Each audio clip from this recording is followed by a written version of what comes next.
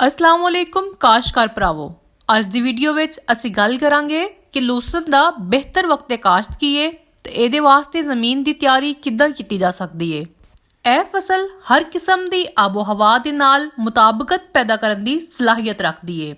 इस फसल नूं नीम खुश्क इलाकिਆਂ ਦੇ ਵਿੱਚ काश्त करना ज़्यादा मौजू रहिंदा है ਤੇ इदां ਦੇ ਇਲਾਕਿਆਂ ਦੇ ਵਿੱਚ ਇਹ फसल हर किस्म ਦੀ ਜ਼ਮੀਨ ਦੇ ਉੱਤੇ ਕਾਮਯਾਬੀ ਦੇ ਨਾਲ ਕਾਸ਼ਤ ਕੀਤੀ ਜਾ ਸਕਦੀ ਹੈ। ਖੁਸ਼ਕ ਇਲਾਕਿਆਂ ਦੇ ਵਿੱਚ ਲੂਸਨ ਦੀ ਆਪਾਸ਼ ਫਸਲ ਨਿਹਾਇਤ ਕਾਮਯਾਬ ਰਹਿੰਦੀ ਹੈ। ਜ਼ਿਆਦਾ ਬਾਰਿਸ਼ਾਂ ਵਾਲੇ ਇਲਾਕਿਆਂ ਦੇ ਵਿੱਚ ਲੂਸਨ ਦੀ ਫਸਲ ਆਪਣੀ ਹੈਸੀਅਤ ਬਰਕਰਾਰ ਨਹੀਂ ਰੱਖ ਸਕਦੀ ਕਿਉਂਕਿ ਉਹਨਾਂ ਇਲਾਕਿਆਂ ਦੇ ਵਿੱਚ ਜੜੀ ਬੂਟੀਆਂ ਤੇ ਘਾਸ ਦਾ ਉਗਾਓ ਜ਼ਿਆਦਾ ਹੁੰਦਾ ਹੈ ਤੇ ਲੂਸਨ ਦਾ ਪੌਦਾ ਧੁੱਪ ਨੂੰ ਪਸੰਦ ਕਰਦਾ ਹੈ। ਇਸ ਵਾਸਤੇ ਸਰਦੀਆਂ ਦੀ ਬਾਰਿਸ਼ ਜਾਂ ਬੱਦਲ ਇਹਦੇ ਵਾਸਤੇ ਨੁਕਸਾਨਦੇਹ ਹੁੰਦੇ ਨੇ। ਲੂਸਨ ਦੀ ਬਜਾਈ ਦਾ ਬਿਹਤਰੀਨ ਵਕਤ 15 ਅਕਤੂਬਰ ਤੋਂ 15 ਨਵੰਬਰ ਤੱਕ ਹੈ। ਇਸ ਤੋਂ ਇਲਾਵਾ ਅਗੇਤੀ ਬੁਆਈ ਦੇ ਨਾਲ ਜ਼ਿਆਦਾ ਪੈਦਾਵਾਰ ਹਾਸਿਲ ਕੀਤੀ ਜਾ ਸਕਦੀ ਹੈ।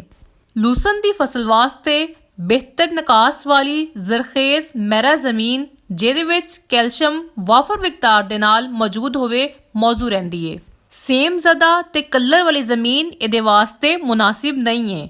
ਲੂਸਨ ਦੀ ਫਸਲ ਚੂੰਕਿ 6 ਤੋਂ 7 ਸਾਲ ਤੱਕ ਚਾਰਾ ਦਿੰਦੀ ਹੈ, ਇਸ ਲਈ ਇਹਦੇ ਵਾਸਤੇ ਜ਼ਮੀਨ ਦੀ ਭਰਪੂਰ ਤਿਆਰੀ ਹੋਣੀ ਚਾਹੀਦੀ ਹੈ ਤੇ ਇਹਦੇ ਵਾਸਤੇ ਜ਼ਮੀਨ ਤਿਆਰ ਕਰਨ ਲਈ ਸਾਨੂੰ ਭਰਪੂਰ ਤਵੱਜੋ ਵੀ ਦੇਣੀ ਚਾਹੀਦੀ ਹੈ। ਜ਼ਮੀਨ ਤਿਆਰ ਕਰਨ ਵਾਸਤੇ ਇੱਕ ਵਾਰੀ ਮਿੱਟੀ ਪਲਟਣ ਵਾਲਾ ਹਲ ਚਲਾਓ ਤੇ 4 ਤੋਂ 5 ਦਫਾ ਹਲ ਚਲਾ ਕੇ ਸਹਾਗਾ ਦੇ ਕੇ ਜ਼ਮੀਨ ਨੂੰ ਨਰਮ ਤੇ ਬੁਰਬਰਾ ਕਰ ਲਓ।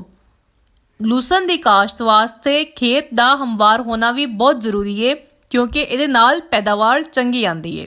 ਮਜ਼ੀਦ ਮਾਲੂਮਾਤ ਵਾਸਤੇ ਸਾਵੀ ਦੀ ਐਪ ਨੂੰ ਪਲੇ ਸਟੋਰ ਤੋਂ ਡਾਊਨਲੋਡ ਕਰੋ ਤੇ ਫਸਲਾਂ ਦੇ ਬਾਰੇ ਵਿੱਚ ਆਪਣੀ ਮਾਲੂਮਾਤ ਦੇ ਵਿੱਚ ਇਜ਼ਾਫਾ ਕਰੋ।